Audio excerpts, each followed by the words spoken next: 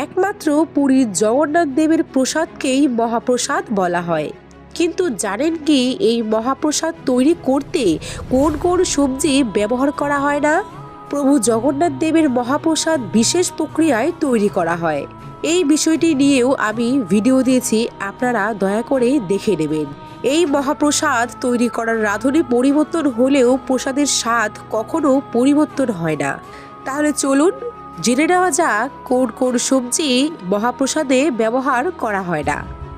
আলু, টমেটো, লঙ্কা, বিট, ভুট্টা, মটরশুঁটি, বাঁধাকপি, গাজর, ধনেপাতা, বিট, ক্যাপসিকাম, করলা, ঢেঁড়স, শসা। আরও সবজি থাকতে পারে, আমি এই কয়েকটার নামই আপনাদের সামনে তুলে ধরলাম। কেন এই সবজিগুলো মহাপ্রসাদে ব্যবহার করা হয় না এই নিয়ে আমি পরের ভিডিওতে আলোচনা করব।